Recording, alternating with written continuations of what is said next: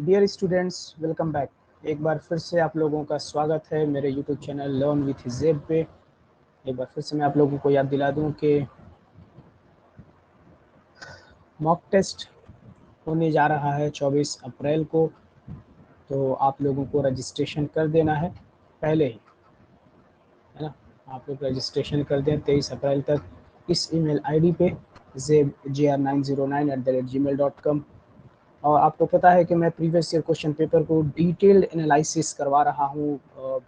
जामिया मिलिया इस्लामिया के लिए ये पेपर उनके लिए भी काम करेगा जो कॉमर्स में एग्ज़ाम देना चाहते हैं, यानी कि 11th arts and commerce Jamia Millia Islamia में देना चाहते हैं, उनके लिए भी ये पेपर फ़ायदेमंद होगा। और साथ ही साथ अगर आप अलीगढ़ मुस्लिम यूनिवर्सिटी का भी एंट्रेंस एग्ज़ाम देना चाहते हैं आर्ट्स और कॉमर्स का, 11th आर्ट्स और कॉमर्स का, तो वहाँ भी ये पेपर आपको हेल्पफुल होगा। तो आप लोगों को इसको देख लेना है। ये बिल्कुल ही ना सोचे कि मैं आर्ट्स का करवा रहा हूँ तो कॉमर्स को फ़ायदा नहीं होगा। जामिया में पूरा सिलेबस सेम है आर्ट्स कॉमर्स का, सिर्फ मैथ्स में डिफरेंस है। जामिया में मैथ्स नहीं होता है आर्ट्स में, कॉमर्स में 25 क्वेश्चन मैथ्स के जुड़ जाते हैं, तो 75 क्वेश्चन वही होगा, मतलब वही पैटर्न है जो आर्ट्स में होगा। तो जामिया के आर्ट्स एंड कॉमर्स समझो एक ही है, सिर्फ मैथ्स डिफरेंट है ना। कॉमर्स में मैथ्स पूछ लिया जाता है, इसमें मैथ्स नहीं पूछा जाता है। तो जितना भी अब तक मैंने previous year question paper solve कराया है आर्ट्स के नाम पे, उसको कॉमर्स वाले बच्चे भी ज़रूर देख लें, ध्यान से देख लें, क्योंकि यहीं से बहुत सारे क्वेश्चंस होंगे, रिपीटेड क्वेश्चंस होंगे। जब आप पेपर देकर आएंगे 15 तारीख में, तो मैं आपको दिखाऊंगा भी कि किस तरीके से बहुत सारे क्वेश्चंस जो हैं वो रिपीटेड क्वेश्चंस हैं। एक बार फिर से मैं आपको बता दूं कि 11th arts and commerce Jamia Millia Islamia में अगर आप देना चाहते हैं तो भी देखें, और अगर अलीगढ़ मुस्लिम यूनिवर्सिटी में देना चाहते हैं तो भी देखें। ओके, ये आगे बढ़ते हैं। ये हमारा आज का सवाल है। जैसा कि आपको पता है कि मैं इंग्लिश को एक्सप्लेन नहीं करता हूँ, वीडियो लेंदी हो जाती है, ऑलरेडी 1 घंटे का वीडियो हो जाता है, काफ़ी बोरिंग हो जाता होगा आप लोगों को देखने के लिए। तो ये मैं इस तरीके से आप लोगों के सामने क्वेश्चन पेपर दिखा दे रहा हूँ, आप लोग आराम से। और इस बार मैंने ये किया है कि आंसर भी इसके साथ मैंने दे दिया है पीछे। तो आप पहले क्वेश्चन अटेम्प्ट करिए और उसके बाद आंसर देने की कोशिश करिएगा। अगर आपको सिर्फ आंसर चाहिए तो बिल्कुल लास्ट चले जाएं इस वीडियो में, वहाँ पे आपको आंसर देखने को मिल जाएगा। ये इंग्लिश का क्वेश्चन है जिसको मैं सॉल्व नहीं करा रहा हूँ, सिर्फ आपको ये बता रहा हूँ कि आपको इंग्लिश में जामिया में टाइप्स ऑफ सेंटेंसेस याद रखना है। तो ये समझ लें, टाइप्स ऑफ सेंटेंसेस और फिर नरेशन और टेंसेस, बस 3 ही आपको ऑप्शन है, 3 ही आपके पास ऑप्शन है सिलेबस में दिया गया इंग्लिश में। इस वाले पेज को भी देख लें, इसमें भी इंग्लिश है यहाँ तक। फिर आपको पता है कि 10 क्वेश्चन या 5 क्वेश्चन आपको पैसेज बेस्ड होता है, जो कि आसानी के साथ आप पढ़ के इसको सॉल्व कर सकते हैं। तो इतना आप सॉल्व कर लें, यहाँ से हमारा क्वेश्चन शुरू होता है। क्वेश्चन क्या कह रहा है, ये जीके का क्वेश्चन है। एक मिनट, इसको बड़ा कर लें दीजिए। ओके, मुझे ज़्यादा ही बड़ा।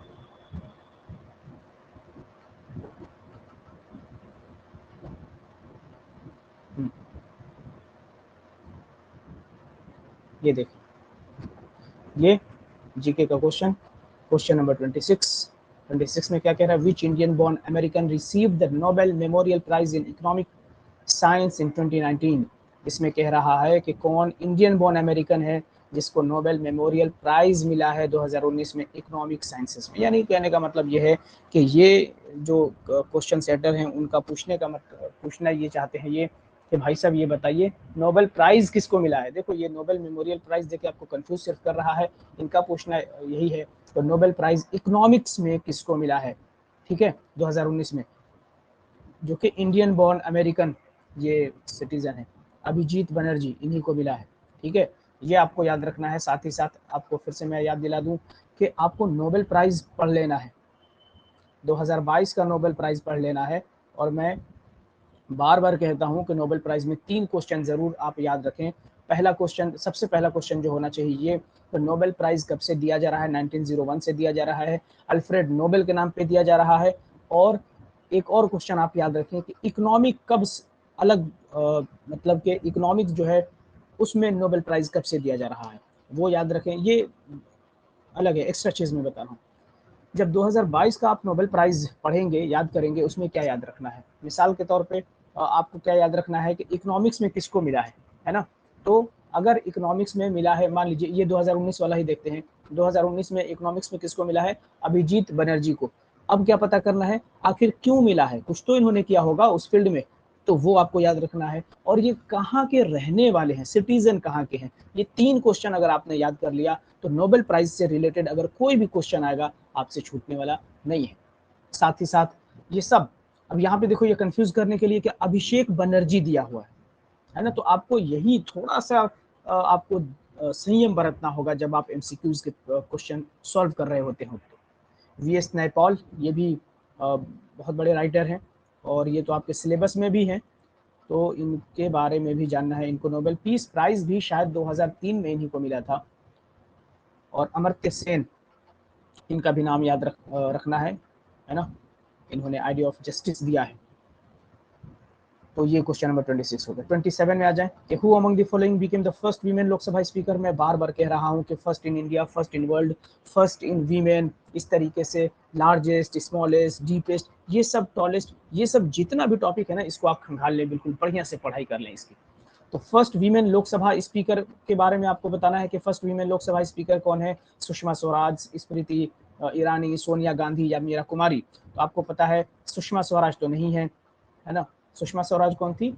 ये आई थिंक सुषमा स्वराज जब जिंदा थी तो ये डिफेंस मिनिस्टर हुआ करती थी शायद। स्मृति ईरानी अभी भी हैं। अब आप बताएं, ये स्मृति ईरानी के पास कौन सा पोर्टफोलियो है?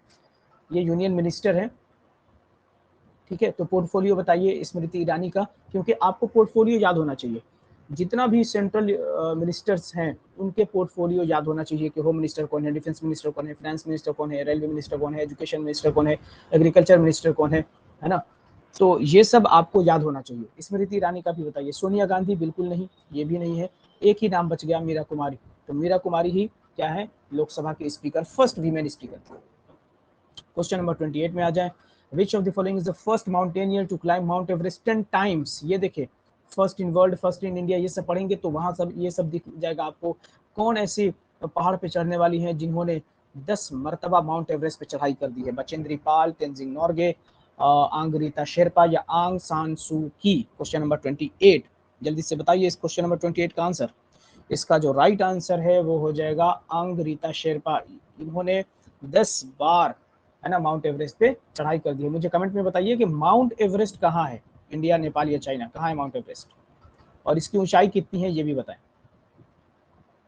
और ये भी बताएं कि आंग सान सू की कौन है, या फिर क्या इनको कुछ अवार्ड मिला है तो वो भी बताएं, कौन सा अवार्ड मिला है। फिर देखें, ये मैं बार बार कहता रहता हूँ कि इंपॉर्टेंट डेज आप याद कर लें। इंपॉर्टेंट डेज के बिना काम चलने वाला नहीं है। 8 मार्च, ये कई बार पूछा जा चुका है। 8 मार्च रिपीटेड क्वेश्चन है कि 8 मार्च को हम क्या सेलिब्रेट करते हैं? Mother's day, international women's day, international yoga day या अर्थ डे। तो ये आपको याद रखना है कि ये 8 मार्च को हम करते हैं इंटरनेशनल वीमेंस डे सेलिब्रेट करते हैं। ओके, अब आ जाएं यहाँ क्वेश्चन नंबर 30। बहुत डिटेल में मैं एक्सप्लेन कर रहा हूँ, इसीलिए थोड़ा सा वीडियो लेंथी हो जा रहा है, मगर कोई बात नहीं, आप स्पीड बढ़ा सकते हैं, 2 पे कर सकते हैं या 1.5 या 1.75 पे करके आराम से देख सकते हैं। क्वेश्चन नंबर 30, कोशिश करिए कि पहले रिवाइज कर लिया है आपने और फिर आप इस क्वेश्चन को अटेम्प्ट कर रहे हैं, तो उससे क्या होगा, उससे आपका एक तरीके से ये मॉक टेस्ट भी हो जाएगा। Question number 30, in which year was the Jamia Millia Islamia established. ये बताना है कि जामिया मिलिया इस्लामिया की स्थापना कब हुआ? 1857, 1937, 1942 या 1920। आपको पता है रिवोल्ट ऑफ 1857, है ना? इसमें फिर आपको सेंटर्स याद रखना है कि कहाँ कहाँ सेंटर था और कौन लीड कर रहा था, कब शुरू हुआ, क्यों शुरू हुआ, ये सब। और फिर इसका जो राइट आंसर है वो है 1920। आपको मैं बता दूं कि जामिया मिलिया इस्लामिया की बुनियाद जो है अलीगढ़ मुस्लिम यूनिवर्सिटी, यानी कि अलीगढ़ में ही रखा गया था और बाद में इसको ट्रांसफर किया गया था। तो बताइए कि जामिया मिलिया इस्लामिया दिल्ली कब पहुंचा? कमेंट बॉक्स में करिए जल्दी से। Which of the following book was written by Maulana. देखिए, ये कई बार पूछा जा चुका है, अलीगढ़, जामिया, कहीं भी पूछा जाता है, चाहे वो 11th के आप आर्ट्स 11th का एग्जाम दे रहे हो या फिर बीए या बीए एलएलबी या बीए फॉरेन लैंग्वेज, कहीं भी इस तरीके से सवाल पूछ लिया जाएगा। तो आपको याद रखना है मौलाना अबुल कलाम आज़ाद की इनमें से कौन सी बुक है? Indian Muslims, discovery of India, India wins freedom, या फिर अ सुटेबल बॉय, क्या है इसका राइट आंसर? क्वेश्चन नंबर 31 का राइट आंसर क्या होगा? इसका जो राइट आंसर है कि इंडिया विंस फ्रीडम। और डिस्कवरी ऑफ इंडिया क्या है, किसका है? डिस्कवरी ऑफ इंडिया है जवाहरलाल नेहरू। तो इन सब के बुक्स को आपको याद रखना ही रखना है। जब भी आप बुक्स याद, कुछ बुक्स हैं जिनको आपको याद रखना है, जवाहरलाल नेहरू, महात्मा गांधी, है ना, और मौलाना अबुल कलाम आज़ाद, एपीजे अब्दुल कलाम, चेतन भगत, अरुंधति रॉय, ये इंपॉर्टेंट है। वीएस नायपॉल चूंकि आपके सिलेबस में है, आपके चैप्टर में है, तो वीएस नायपॉल के भी कुछ बुक्स हैं, मैंने लिखा भी दिया है, वो भी आप याद रखें। साथ ही साथ आपको और भी जो बुक्स हैं, जैसे कि कौटिल्य हो गया, प्लेटो हो गया, है ना, ये सब, एरिस्टोटल हो गया, इनकी बुक्स, फिर हिटलर चूंकि आपके सिलेबस में भी है, तो हिटलर की बुक, फिर दास कैपिटल, कार्ल मार्क्स की बुक, और भी जो मार्क्स और एंजिल की जो बुक है वो आपको याद रखना है। क्यों? क्योंकि ये सारे क्वेश्चंस आपसे पूछ लिए गए हैं। ओके, अब आ जाते हैं article question number 32। Article 21A कह रहा है कि of the Indian constitution refers to, तो आर्टिकल 21A याद रखो, ए है, यानी कि अमेंडमेंट हुआ था। कब अमेंडमेंट हुआ था ये आप कमेंट बॉक्स में बताएं।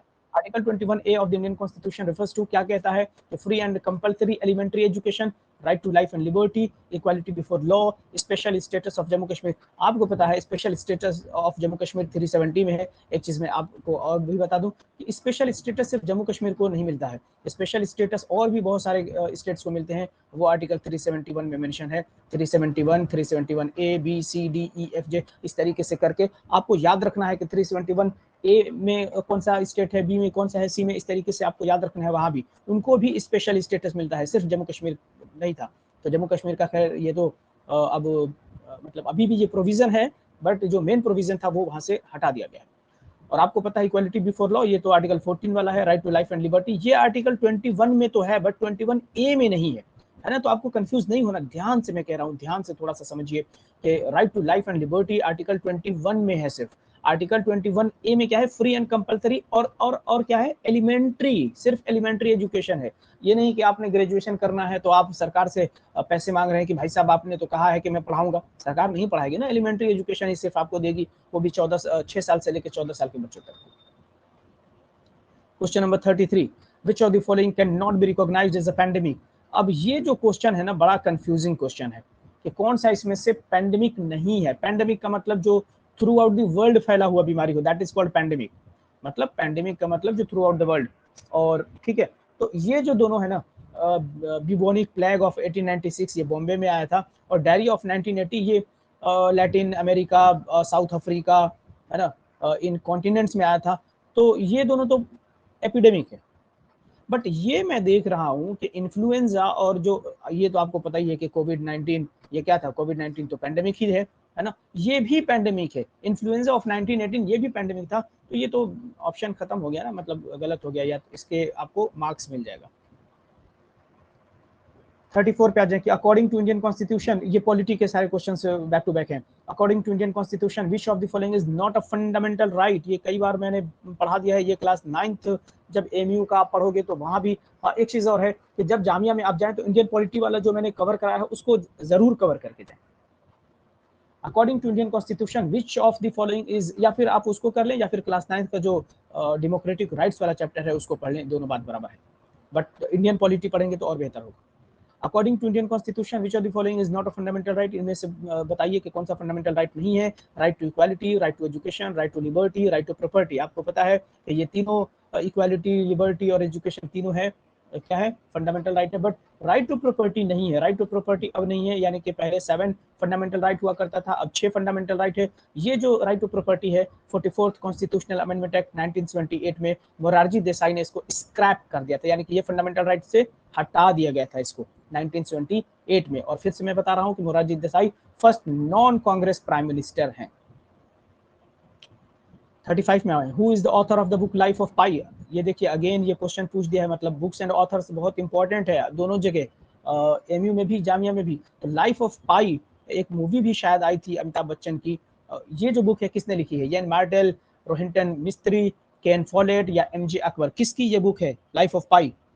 इसका जो राइट आंसर है वो है येन मार्टेल, इसको याद कर लें।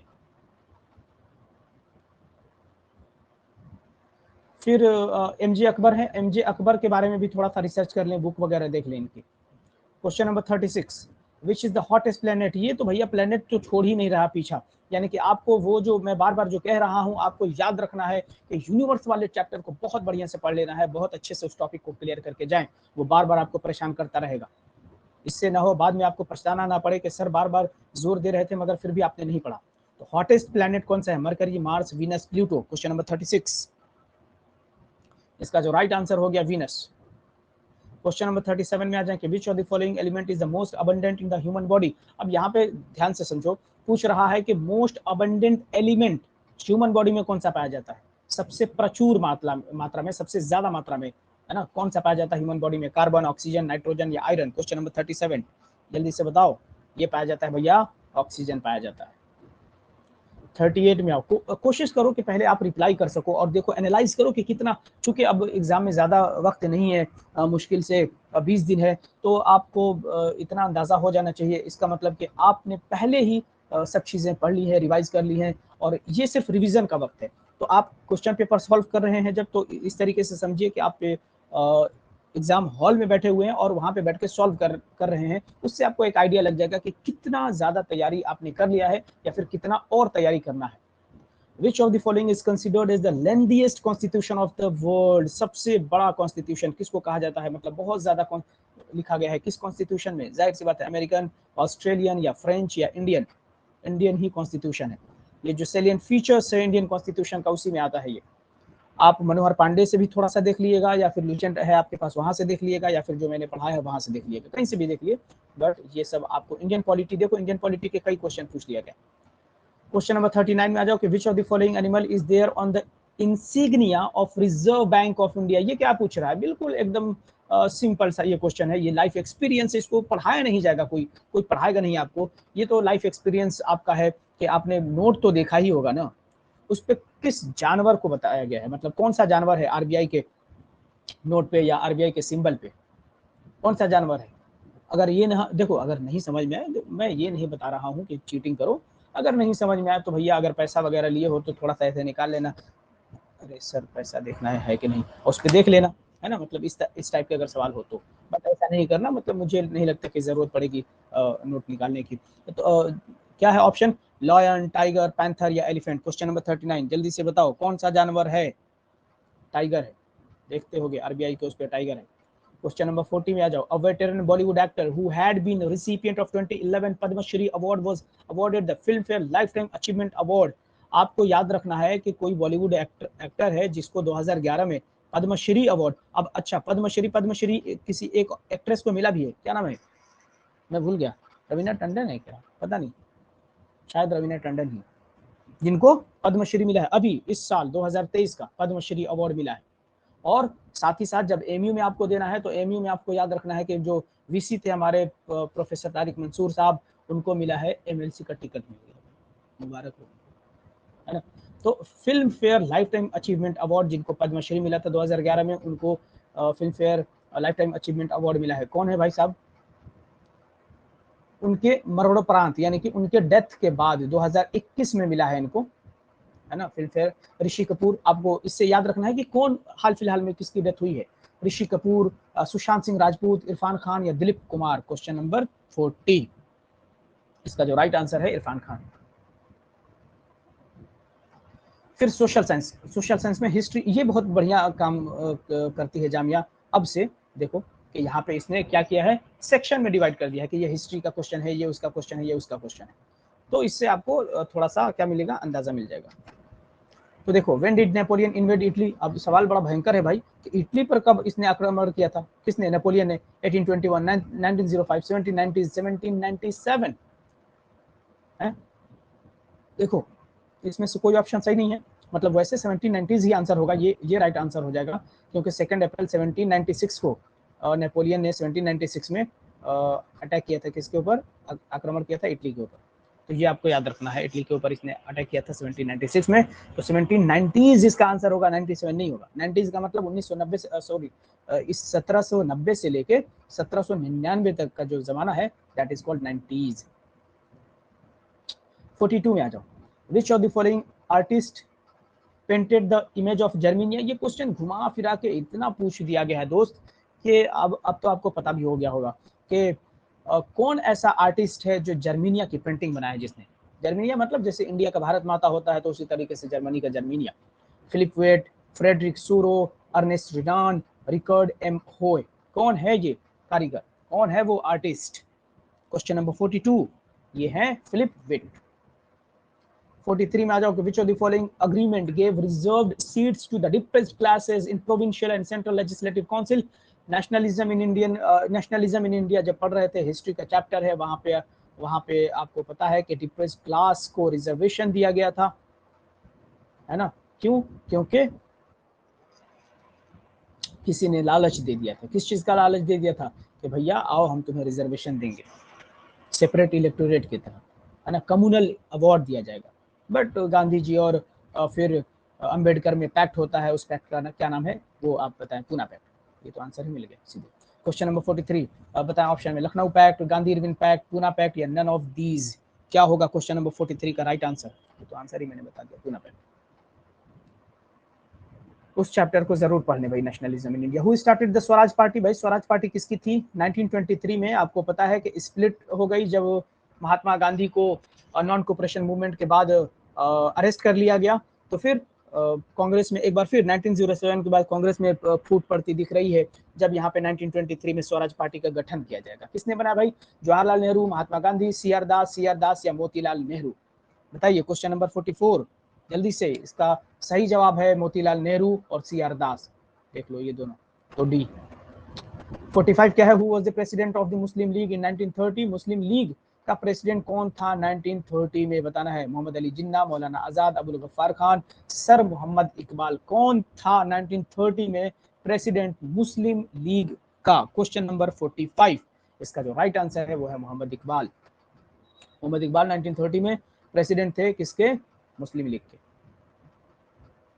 इन which year the second round table conference was held? बहुत बढ़िया क्वेश्चन और बहुत लड्डू क्वेश्चन, बिल्कुल ही हलवा क्वेश्चन है कि सेकंड राउंड टेबल कॉन्फ्रेंस कब हुआ था? 1931, 1935। और ऑप्शन भी देखो, इतना दूर दूर है कि अपने आप ही हाथ चला जाएगा सही जवाब पे। अब ऐसा भी होता कि 1930, 1931, 32, 33 होता तो कंफ्यूज भी होते। ऑप्शन ही इतना दूर दूर है कि आपको पहले पे ही टिक लगा के बढ़ जाने का मन करेगा, है ना। Question number 46 silk route. तो सिल्क रूट भैया एशिया से किसको लिंक करती थी? यूरोप अफ्रीका या यूरोप अफ्रीका दोनों या अमेरिका? 47 क्वेश्चन नंबर 47 का राइट आंसर हो गया भैया यही सी हो गया, ये दोनों को। 48 द ग्रुप ऑफ पावर्स, ये तो कई बार पूछा जा चुका है ना मेरे दोस्त कि एक्सिस पावर किसको कहते हैं और एलाइड पावर किसको कहते हैं। आपको कंफ्यूज नहीं होना है, कंफ्यूजन किसी भी तरीके का नहीं पालना है। एक्सिस पावर में जब सेकेंड वर्ल्ड वॉर में एक्सिस पावर की तरफ से कौन कौन कंट्रीज शामिल थी? Germany, Italy, Japan. Austria, Germany, Italy, France, Japan, Italy, Japan, Germany, Turkey. कौन सी कंट्री का जो ग्रुप है वो एक्सिस पावर में था? क्वेश्चन नंबर 48 तो ये था जर्मनी, इटली, जापान। ये भैया इसमें कंफ्यूज हो सकते हो, बट आपको कंफ्यूजन किसी भी तरीके का नहीं पालना है, जब मैं बता ही दे रहा हूँ कि क्या क्या पढ़ना है, कैसे पढ़ना है। क्वेश्चन नंबर 49 में आ जाके, what were the products India carrying on an active coastal trade in ancient times? तो पुराने समय में एंशिएंट टाइम्स में हिंदुस्तान कोस्टल ट्रेड मतलब किस तरीके का कोस्टल ट्रेड करती थी? क्या चीज, किस चीज का व्यापार होता था? Only money, goods, money, skill and ideas abroad, only goods, none of the above. Question number 49 quick response करो।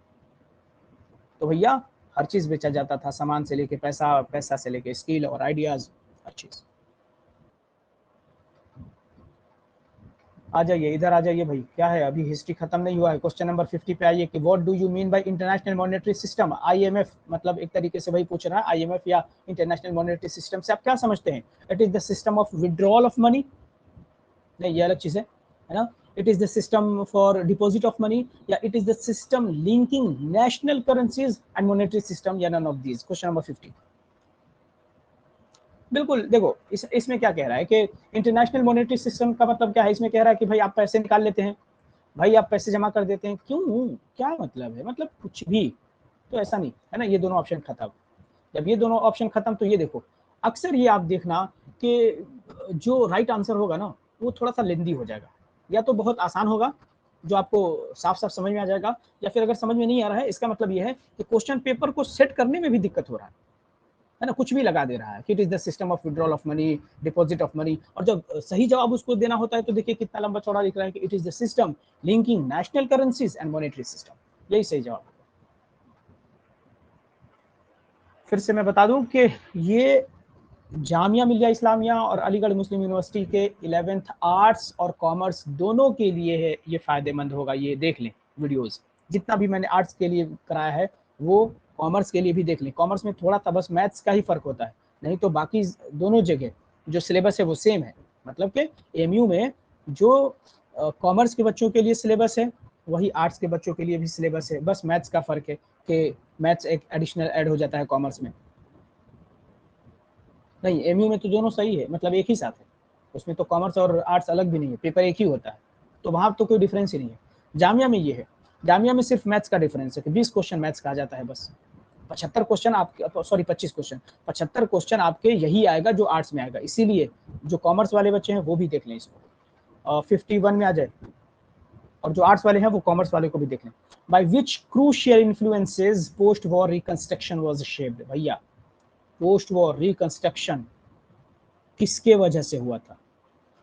पोस्ट वॉर रिकंस्ट्रक्शन, लड़ाई के बाद फिर से रिकंस्ट्रक्शन हुआ था, किसके वजह से, किसका इन्फ्लुएंस था? The US emerged as a dominant country in the western world, यानी कि यूएस पूरे वेस्टर्न वर्ल्ड में सबसे ताकतवर कंट्री बनकर उभरी, या कैपिटलिस्ट वर्ल्ड कोलैप्स कर गई, या the emergence of Soviet Union as a world power, या फिर सोवियत यूनियन का जो वर्ल्ड पावर है वो खत्म हो गया, या फिर बोथ ए एंड सी, ए और सी दोनों हो सकता है। क्या होगा इसका राइट आंसर क्वेश्चन नंबर 51 का?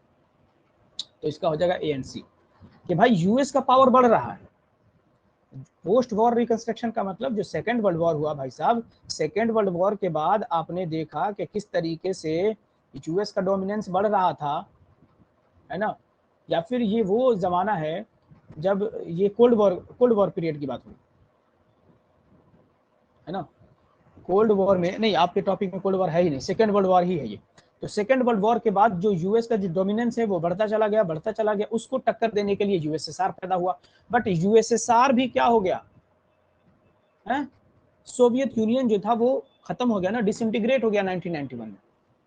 तो अब जब डिसइंटीग्रेट हो गया तो और भी ज्यादा पावरफुल हो गया यूएस। तो इसका जो राइट आंसर है both A and C.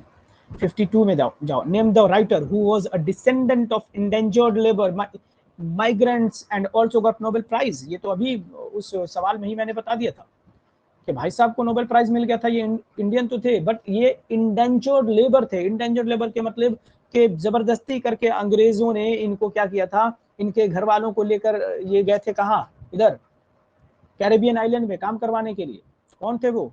V S Naipaul, Shiv Narayan Chandrapal, नवीन चंद्र राम गुलाम या राम नारायण तिवारी। वी एस नायपॉल ही थे, आपके चैप्टर में भी दिया गया है। शिव नारायण चंद्रपाल वेस्ट इंडीज के बहुत बढ़िया प्लेयर थे। क्वेश्चन नंबर 53 पे आ जाओ कि who set up the first Indian jute mill.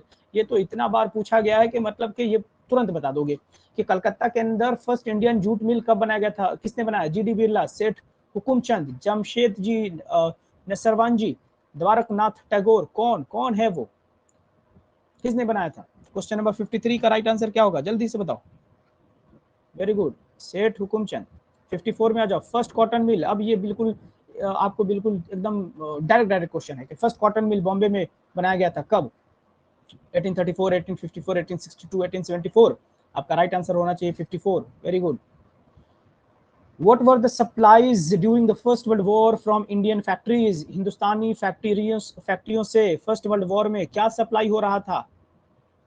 Jute bags and cloth for army uniforms, army uniform के लिए जूट बैग्स और कपड़े, या टेंट्स एंड लेदर बूट्स, या हॉर्स एंड म्यूल सैडल्स, या इनमें से सभी क्या हो रहा था सप्लाई? क्वेश्चन नंबर 55, इनमें से सभी सप्लाई हो रहा था अंग्रेजों के लिए। जियोग्राफी में आ जाओ। अगेन मैं बता दूं कि जब भी आप जामिया का पेपर देने जाएं तो सिर्फ क्लास 10th का ही पढ़ के जाएं, ज्यादातर वहीं से आता है क्योंकि सिलेबस में भी वही है। विच of the following is the main cause of land degradation इन पंजाब? ये तो मतलब रिपीटेड क्वेश्चन है कि पंजाब में भैया मुख्य वजह क्या है लैंड डिग्रेडेशन का? Over grazing, deforestation, intensive cultivation, या ओवर इरिगेशन? क्या है क्वेश्चन नंबर 56 का राइट आंसर? ये हो जाएगा ओवर इरिगेशन। इतना ज्यादा पानी दे दिया जाता है कि लैंड डिग्रेडेशन हो जाता है। ये बी है ऑप्शन, समझ लो। 57 में आ जाओ कि लेट रिच सॉइल। ये उस दिन भी क्वेश्चन पूछा गया था लैटेराइट सॉइल बहुत यूजफुल होता है किसके लिए, क्या चीज इसमें होता है भैया, rice, wheat and mustard, tea, coffee and cashew nut, pulses, sugar cane and raisin, none of the above. Question number 57 का जो राइट आंसर है वो है tea, coffee and cashew nut. मैं एक बार फिर से आपको याद दिला दूं कि आपने क्या करना है, ये सॉइल वाले पार्ट को पढ़ लेना है, सॉइल वाले टॉपिक को पढ़ लेना है, बहुत बढ़िया से पढ़ लो दोस्त, कहाँ होता है कौन और कौन सा क्रॉप सही होता है इसमें वगैरह वगैरह। विच of the following is the example of, और ये तो भैया इसमें कंफ्यूज रहोगे, मैं खुद ही कंफ्यूज हो जाता हूँ इसमें खरीफ और राबी में, तो आपको मैं कंफ्यूज नहीं देखना चाहता, आप क्लियर रहें। खरीफ क्रॉप कब लगाया जाता है, किस सीजन में, किस महीने में, काटा कब जाता है, और कौन कौन सा एग्जाम्पल है खरीफ क्रॉप का, उसी तरीके से रबी का है। एक को याद कर लो कि दूसरा अपने आप याद हो जाएगा, या तो खरीफ को याद कर लो या रबी को याद कर लो या दोनों को याद कर लो, बहुत बढ़िया है। खरीफ क्रॉप बताएं कि कौन सा है खरीफ क्रॉप। अब इसमें समझो कभी कभी क्वेश्चन बीच में आ जाएगा कि कौन सा नहीं है, तो ऐसा नहीं है कि आप उल्टा मत कर देना, ध्यान से देखो, ठीक है। क्वेश्चन नंबर 58 का राइट आंसर क्या होना चाहिए, इसका जो राइट आंसर होगा भैया खरीफ क्रॉप है राइस। 59 में आ जाओ, system of agriculture where a single crop is grown on large area, अगर एक ही तरीके की खेती आप करते हो बहुत बड़े पैमाने पे, तो that is called what, shifting agriculture, intensive agriculture, plantation या फिर हॉर्टिकल्चर। क्वेश्चन नंबर 59 का राइट आंसर क्या हो जाना चाहिए, प्लांटेशन एग्रीकल्चर होता है भैया। क्वेश्चन नंबर 60 में आ जाओ कि which of the following is not, not को तुरंत सर्किल कर दो, true about the Bhoodan Gramdan movement. Bhoodan Gramdan movement में क्या सही नहीं है, it was initiated by Vinoba Bhave, it is known as bloodless revolution, Mahatma Gandhi donated 80 acres of land under this movement, या soon zamindars offered to distribute some village among the landless। क्या होगा question number 60, question number 60 का जो right answer है वो सी है कि महात्मा गांधी ने डोनेट किया 80 एकड़ of land under this movement. ये गलत स्टेटमेंट है, इसमें देखो नॉट को इसीलिए मैं कह रहा हूं कि सर्किल कर लो मेरे दोस्त, इसका मतलब ये है कि भूदान ग्रामदान मूवमेंट विनोबा भावे ने शुरू किया, ठीक है, ये इन्होंने ही शुरू किया है, इंडिविजुअल मूवमेंट भी, और इसको ब्लडलेस रिवोल्यूशन कहते हैं। मार धाड़ कुछ नहीं हुआ, ये मूवमेंट है बट मार धाड़ कुछ नहीं, एक भी ब्लड नहीं गिरता है। और बहुत से जमींदारों ने क्या करना शुरू कर दिया, ले लो भैया, आप किसान हैं, आप गरीब हैं, जमीन नहीं है लीजिए, मगर उसको बेचना नहीं है, उस पर घर नहीं बनाना है, सिर्फ खेती करके अपना जिंदगी गुजारना है, बस इतना ही। तो ये महात्मा गांधी का वहां पे रोल नहीं था, महात्मा गांधी तो थे ही नहीं इसमें भूदान ग्रामदान मूवमेंट। 61 में आ जाओ कि which of the following industry uses bauxite as a raw material, bauxite को कौन सी इंडस्ट्री रॉ मटेरियल के तौर पे इस्तेमाल करती है, steel, paper, cement, aluminium. Question number 61 जल्दी बताओ जल्दी, इसका जो राइट आंसर हो जाएगा एल्यूमिनियम स्मेल्टिंग, 61 का डी। फिर जाओ 2 में 62 में which of the following industry uses limestone. देखो ये सब क्वेश्चन रिपीटेड है, limestone as a raw material कौन सी इंडस्ट्री यूज करती है, प्लास्टिक, ऑटोमोबाइल, सीमेंट, एल्यूमिनियम। यहाँ पे कंफ्यूज मत होना, ये बॉक्साइट को पूछ रहा है कि कौन सी इंडस्ट्री बॉक्साइट को रॉ मटेरियल की तरह यूज करती है, यहाँ पे लाइमस्टोन को पूछ रहा है कि रॉ मटेरियल की तरह कौन सी इंडस्ट्री यूज करती है। तो जल्दी से बताओ क्वेश्चन नंबर 62, तो 62 का है cement. Which of the following is true about the fertilizer industry? Hindustan में फर्टिलाइजर इंडस्ट्री के बारे में क्या कहना है आपका? They produce nitrogenous fertilizers like urea, के यूरिया पैदा करते हैं। They produce phosphatic fertilizer and ammonia phosphate, ammonia phosphate पैदा करते हैं। They produce complex fertilizer which have a combination of nitrogen, या फिर कॉम्प्लेक्स यानी कि नाइट्रोजन, फॉस्फेट और पोटेश सब रहता है, या तीनों सही है। क्या है 63 का आंसर क्या होना चाहिए आपके हिसाब से? अब आप क्या अपना हिसाब क्या दोगे, पढ़े रहोगे तभी तो दोगे। इसका राइट आंसर डी हो गया, सभी सही है। 64 देखो कि what was the per capita consumption of steel per annum in India 2018 में पर कैपिटा है ना, पर कैपिटा कंजप्शन किस चीज का, स्टील, इंडिया में कितना था, ये भी याद रखना है भाई। तो ये समझ लो कि इस तरीके का क्वेश्चन भी पूछा जाएगा, वो पढ़ लेना, उसमें ये चैप्टर का ही है, आपके बुक का ही है, मुझे पता है। क्वेश्चन नंबर 64 का जवाब दो जल्दी से, चट से। इसका जो राइट आंसर हो जाएगा 32 kg। 65 में आ जाओ कि which one of the following city is known as the electronic capital of India. और अगर नहीं भी बता पाए कोई बात नहीं है ना यार, एक ही तो क्वेश्चन है जो आपको नहीं आ रहा है, बाकी सब तो आपके सिलेबस से ही आया है, और कुछ जीके का है, करंट अफेयर का है, ठीक है। ये सब आपके सिलेबस से है, सब चीज पढ़ाया गया है। बताएं कि इलेक्ट्रॉनिक कैपिटल ऑफ इंडिया कौन सा है, श्रीनगर, नोएडा, पुणे, बेंगलुरु। क्वेश्चन नंबर 65, इसका राइट आंसर हो जाएगा Bengaluru. 60% of sugar mills are concentrated in which of the following state, सबसे ज्यादा शुगर के मिल्स जो हैं वो किस स्टेट में है। ये जो ग्रुप दिया है दो दो का, है ना, कहाँ पे, पंजाब, हरियाणा, उत्तर प्रदेश एंड बिहार। दो कौन सा ऑप्शन है भाई, वैसे तो आपको आंसर अब पता चल ही गया होगा। दो है, आजा आजा आजा, महाराष्ट्र, गुजरात और वेस्ट बंगाल और उड़ीसा। बताइए क्या होगा इसका आंसर 67 का। पहला ऑप्शन क्या था इसका? पहला आ जाओ, पंजाब एंड हरियाणा, है ना, यही राइट आंसर है। 60% यहीं पे कंसंट्रेट है, पंजाब, हरियाणा और वेस्टर्न यूपी, यही तीनों जगह है जहाँ पे बहुत ज़्यादा क्या होता है, शुगर मिल। सॉरी, ये क्वेश्चन नंबर 66 है ना यार, मैं भी क्या करता हूँ, गड़बड़ हो गया ये तो, ये नहीं, रुको यार, 66 का बी होगा ना, यूपी। मगर शुगर जो है, शुगर नहीं यार, हाँ, यूपी में है ना सबसे ज़्यादा शुगर, तो यूपी और बिहार इस वाले एरिया में, ये राइट आंसर होगा। देख लेना भाई, 66 का भी है, यूपी बिहार। ये आ जाओ 67 में कि which one of the following port is the biggest. ये भैया life times of national economy में मतलब पढ़ लोगे ना बढ़िया से सब आ जाएगा। Which one of the following port is the biggest with a spacious natural and well sheltered harbour. ये सब देखो, ये सब यहाँ तक अंदाजा लगाओ कि 4 क्वेश्चन एक ही चैप्टर से। देख रहे हो ये कैसे कैसे क्वेश्चन पूछा जा रहा है, और वो भी वहां भी इसी तरीके से 4 का सीक्वेंस बना के पूछा जा रहा है। मतलब एक चैप्टर से 4 क्वेश्चन, मतलब हाँ मजा आ जाएगा। तो बताओ कि बिगेस्ट नेचुरल और well sheltered harbour Mumbai, Chennai, Kolkata या विशाखापट्टनम। क्वेश्चन नंबर 67, इसका मुंबई होगा। 68 में आ जाओ, 2 एक्सट्रीम लोकेशन बताना है जो नॉर्थ साउथ कॉरिडोर से कनेक्टेड है। ए भैया इसका तो एकदम जल्दी से आंसर बताना दो।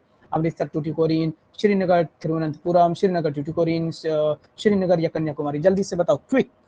इसका आंसर हो गया श्रीनगर कन्याकुमारी।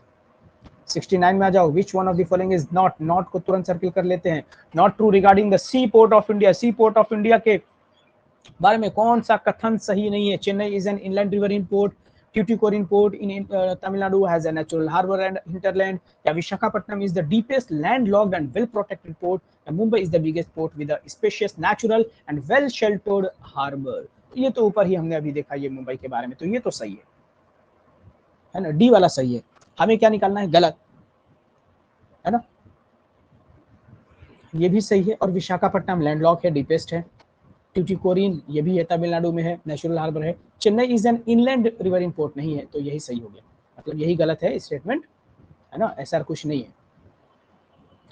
इस क्वेश्चन के हिसाब से ये सही हो गया। 70 पे आ जाओ कि which one of the following state is not connected with JVJ pipeline. वही गैस पाइपलाइन की बात हो रही है, किससे कनेक्टेड नहीं है? मध्य प्रदेश, गुजरात, उत्तर प्रदेश, महाराष्ट्र। क्वेश्चन नंबर 70, इसका जो राइट आंसर हो जाएगा महाराष्ट्र हो जाएगा। तो देख रहे हो कि एकदम आसान आसान क्वेश्चन पूछा जा रहा है। दैट इज वाई कि हाई जाता है कट ऑफ ना, 80 79 क्यों जाता है? क्योंकि बिल्कुल सिलेबस, आप अंदाजा लगाओ, एक ही चैप्टर से 4 क्वेश्चन पूछे जा रहे हो, तो क्या होगा? कट ऑफ तो हाई जाएगा ही, बढ़िया से पढ़ लोगे तो। पॉलिटिकल साइंस में आ जाओ, इलम का मतलब क्या होता है?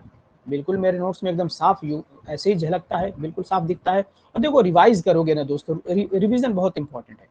रिवीजन किए रहोगे तो कर पाओगे, नहीं तो फिर चाहे कोई कितना भी अच्छा पढ़ा दे, या फिर शरबत तो है नहीं कि रमजान का महीना है और आप बैठे हुए पूरा मुंह फाड़ के अजान हुआ और पूरा शरबत गिलास गटक गए, ऐसा तो है नहीं। तो बताओ इलम का मतलब क्या होता है? गवर्नमेंट, स्टेट, कंट्री या पॉलिटिकल पार्टी। क्या होता है इलम का मतलब? क्वेश्चन नंबर 71, इसका जो राइट आंसर होगा, इलम का मतलब होता है state.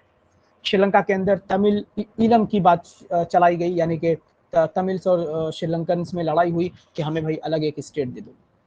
Division of power between higher and lower level of government is called, क्या कहते हैं? हायर और लोअर लेवल में अगर डिवीजन है ना, तो ऐसे को क्या बोलते हैं? हॉरिजॉन्टल, पैरेलल या वर्टिकल, या none of the above. Question number 72, इसको बोलते हैं भैया वर्टिकल डिवीजन। देखो इसमें अब थोड़ा सा कंफ्यूज हो गए होगे ना, अरे सर ने पढ़ाया है, सर ने पढ़ाया है बच्चे, अगर आप ध्यान दो कि अगर पावर को डिवाइड करते हैं higher and lower level of government में, मिसाल के तौर पे मैंने ये बताया है ना कि पावर अगर डिवाइड करेंगे सेंट्रल और यूनियन के बीच में, तो उसको क्या बोलते हैं? वर्टिकल। वही चीज तो है, सेंटर क्या हो गया? हायर हो गया, और जो स्टेट हो गया वो क्या हो गया? लोअर हो गया।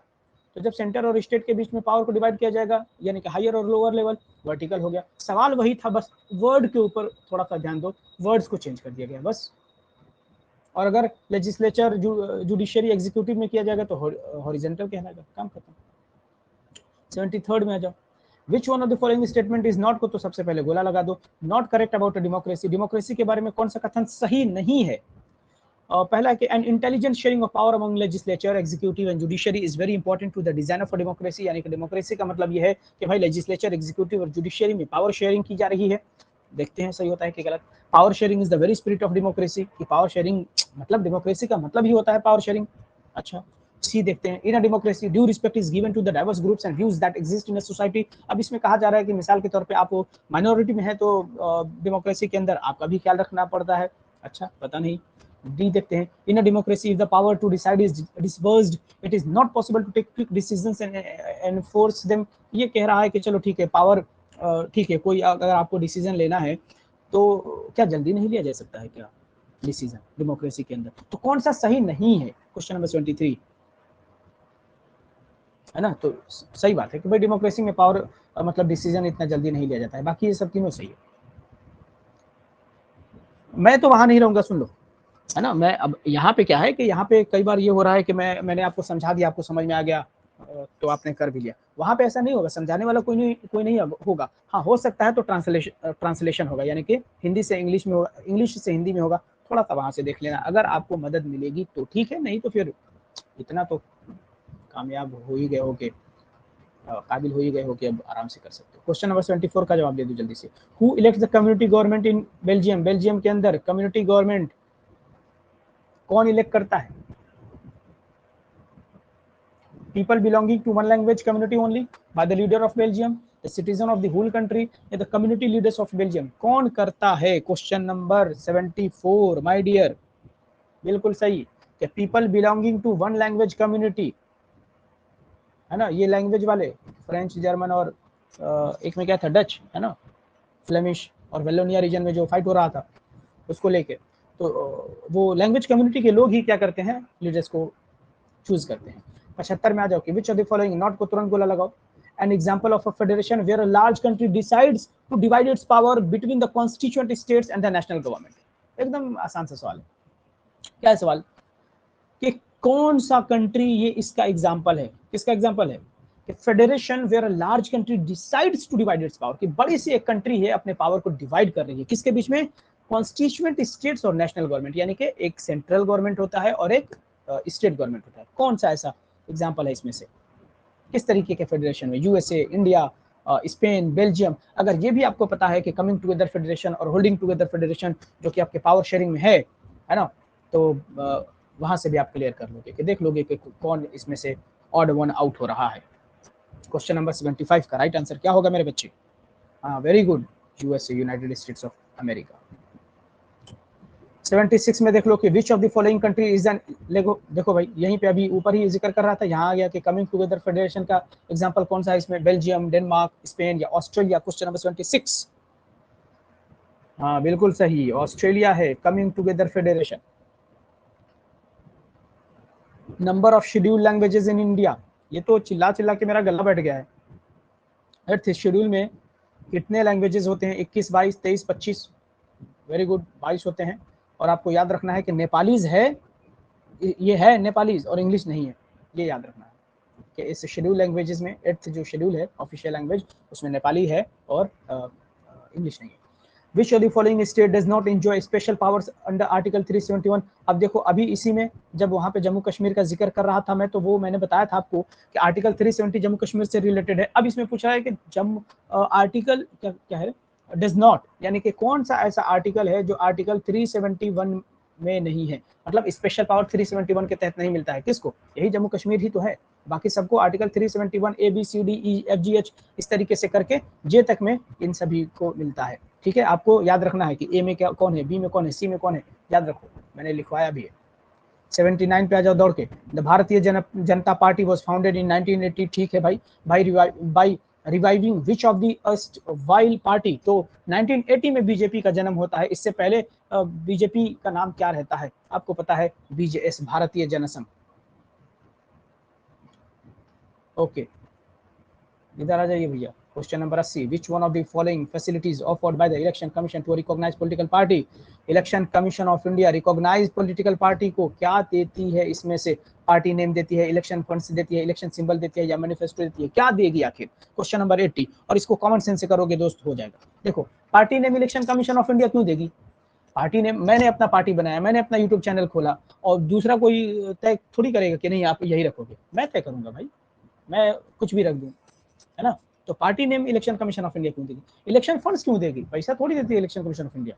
इलेक्शन कमीशन ऑफ इंडिया कहती है कि ठीक है आप इतना पैसा खर्च करेंगे, बस बस पैसा नहीं देती है ना। मैनिफेस्टो, मैनिफेस्टो क्या होता है? मिसाल के तौर पे मैं कोई किसी पॉलिटिकल पार्टी से बिलोंग करता हूं और मैं इलेक्शन में कंटेस्ट करने जा रहा हूं, मैं चुनाव लड़ने जा रहा हूं, तो मैं अपना मैनिफेस्टो जारी करूंगा कि ठीक है भाई साहब मुझे वोट दीजिए, मैं जीत गया तो मैं ये करूंगा, मैं वो करूंगा। तो that is called manifesto. Manifesto election commission of India का काम नहीं है, वो तो पॉलिटिकल पार्टीज करती हैं। इसका मतलब तीनों को आपने ऑर्डर वन आउट कर दिया, एक ही बच गया, इलेक्शन सिंबल। तो इलेक्शन सिंबल देती है, आपको पता है कि आप जब रिकॉग्नाइज होते हैं तो अभी देखो यहाँ महाराष्ट्र में लड़ाई चल रहा था सिंबल को लेके, उद्धव ठाकरे और शिंदे गुट में के किसकी पार्टी होगी, शिवसेना, और अल्टीमेटली वो सिंबल किसके पास चला गया, शिंदे के पास चला गया, है ना। तो सिंबल वहां से भी थोड़ा सा कॉमन सेंस लगाओ तो भैया इलेक्शन कमीशन सिंबल ही देगी, बाकी सब चीजें पार्टी अपने आप से अरेंज करती है। 81 में आओ कि how many parties are needed in any democratic system to compete in election and provide a fair chance for the competing parties to come to power। मतलब कह रहा है कि भैया ये बताओ कि डेमोक्रेटिक सिस्टम में कम से कम कितनी पार्टियां होना चाहिए कि ऐसा लगे कि नहीं भाई फेयर इलेक्शन, फेयर है और डेमोक्रेटिक कंट्री है ये। मतलब सरकार बनाने के लिए, सत्ता में आने के लिए कम से कम कितनी पार्टियों का होना जरूरी है, आवश्यक है? लेस देन 2, क्या 2 से कम? 2 से कम क्या होता है? एक होता है क्या? एक अकेली पार्टी लड़ेगी तो वो डेमोक्रेटिक कहलाएगी? बिल्कुल नहीं कहलाएगी। चाइना देख लो, डेमोक्रेसी है? नहीं है भाई।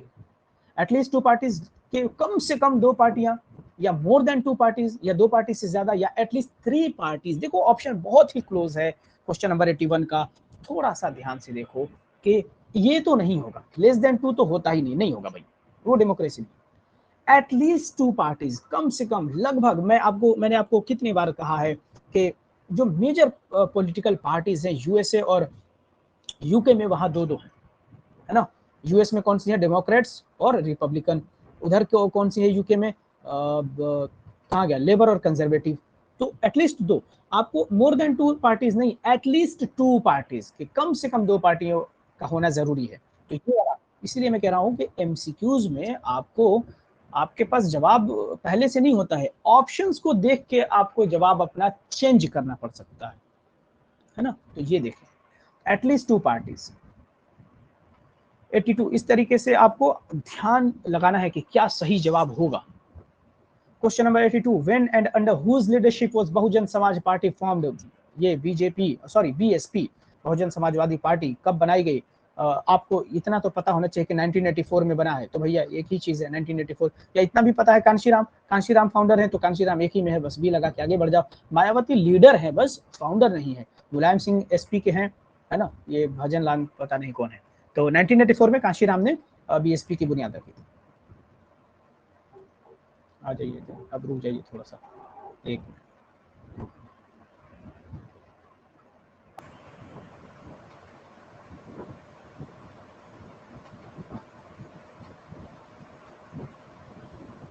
ओके, तो हम कहाँ थे लास्ट?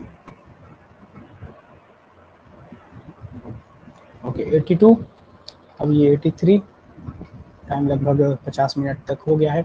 कोई बात नहीं, लेंदी हो रहा है, कोई बात नहीं। बस ये है कि आप लोगों को बहुत अच्छा से समझ में आ जाए कि कहाँ से किस तरीके से क्वेश्चंस पूछे जाते रहे हैं। ये देखें, अब इकोनॉमिक्स से, HDI stands for human development index. चलिए ठीक है भाई, ह्यूमन डेवलपमेंट इंडेक्स होता है HDI का मतलब। ये किसके ऊपर फोकस करता है? Life expectancy, gross enrolment ratio for 3 levels of schooling, national income, या all of the above. Question number 86, इसका राइट आंसर हो जाएगा बिल्कुल सही, ऑल ऑफ द अबव, तीनों को फोकस करता है।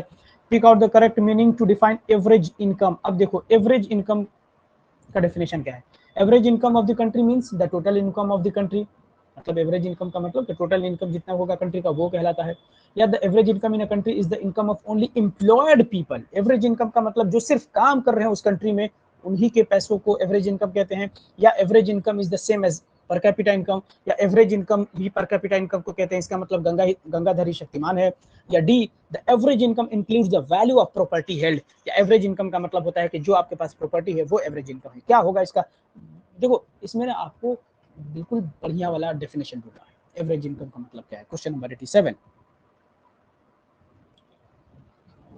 देखो वैसे तो average income of the country means the total income of the country, नहीं ऐसे नहीं है, total income of the country नहीं, डिवाइड भी करना पड़ता है ना, तो ये नहीं होगा, ध्यान से समझो, इसीलिए मैं कह रहा हूँ ध्यान ध्यान, है ना, ध्यान तो भैया, ये नहीं।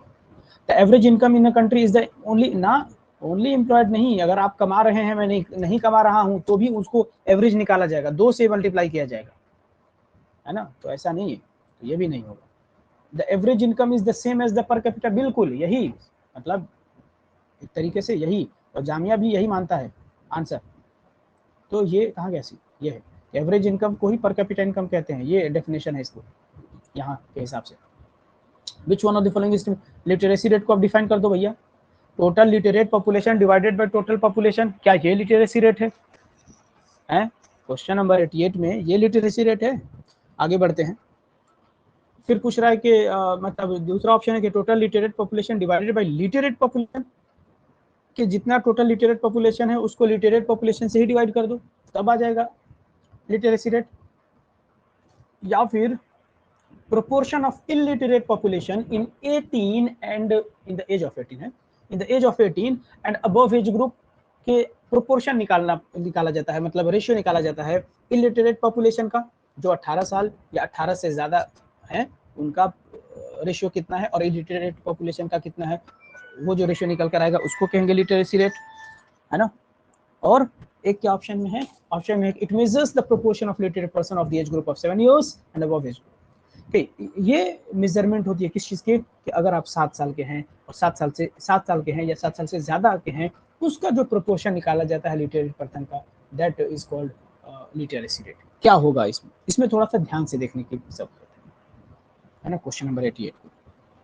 तो इसका जो होगा आपको पता है, देखो वैसे तो अब मुझे याद आ रहा है कि, रुक जाओ,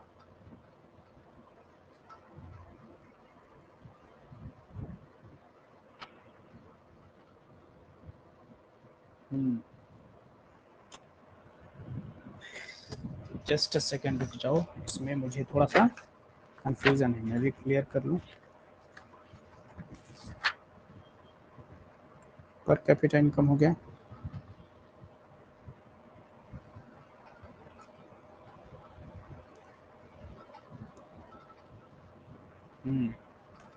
तो इसका जो राइट आंसर है, वैसे स्टार्टिंग में देखो, इसको मुझे याद आ रहा है थोड़ा थोड़ा, dividing number of people age group who are literate by total population.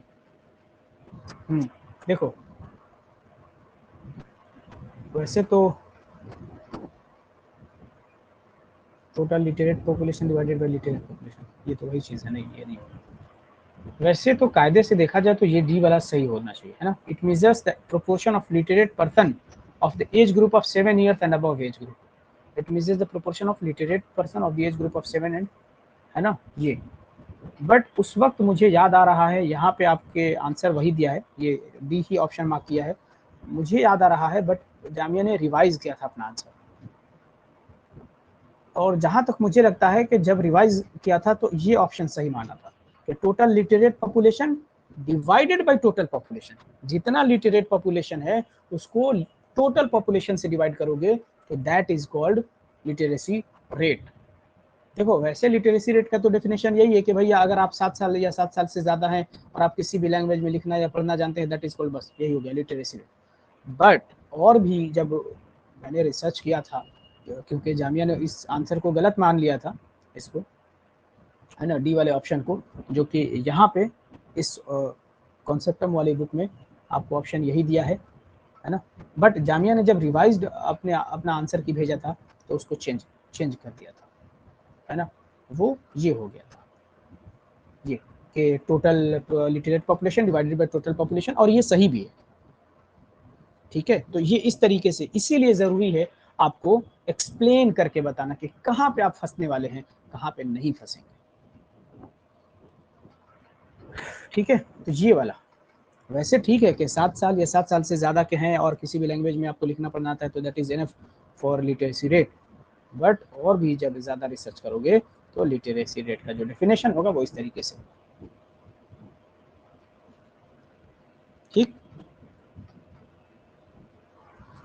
चलो अब इसमें देखो, इसमें क्या है, मतलब इसमें इसका डेफिनेशन इस तरीके से है कि dividing number of people aged 15 to 24 years who are literate by total population in same age group, then जो भी रिजल्ट आएगा उसको 100 से मल्टीप्लाई करना पड़ेगा। तो इतना लंबा चौड़ा नहीं लिखा जाएगा ना, तो सिंपल से यही है, समझ गए। क्वेश्चन नंबर 88 के बाद 89 में जाओ। Which one of the following state has the highest human development index? ये आपके बुक में ही है, कुछ स्टेट का एग्जांपल दिया गया था, उन्हीं स्टेट में से पूछा गया है, केरला, पंजाब, यूपी या वेस्ट बंगाल, किसका हाईएस्ट ह्यूमन डेवलपमेंट इंडेक्स है? क्वेश्चन नंबर 89 का आंसर क्या होगा? केरला होगा ह्यूमन डेवलपमेंट इंडेक्स। ठीक है, अब आप बताओगे कि ह्यूमन डेवलपमेंट इंडेक्स कौन मेजर करता है, रिलीज कौन करता है?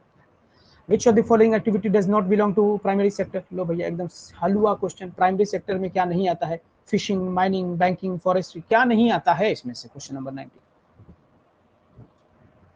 बिल्कुल सही, बैंकिंग नहीं आता है। बैंकिंग प्राइमरी सेक्टर, बैंकिंग मतलब पैसा जमीन में थोड़ी उगाया जाता है, मतलब वो कहते हैं ना कुछ ऐसे ही कि जैसे आप जिद कर रहे होते हो कि ये खरीदवा दीजिए, वो खरीदवा दीजिए, पेरेंट्स बोलते हैं कि पैसे जमीन में थोड़ी आते हैं या पेड़ पे थोड़ी ना होते हैं, है ना, फल थोड़ी ना है।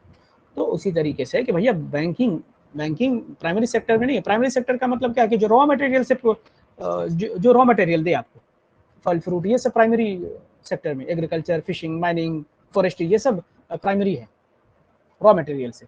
बट बैंकिंग रॉ मटेरियल से थोड़ी आता है। Banking is a service sector, ATM is a service sector, teaching, lawyer, मतलब जितना भी प्रोफेशन है ना वो टर्शरी सेक्टर यानी कि सर्विस सेक्टर में फॉल करता है।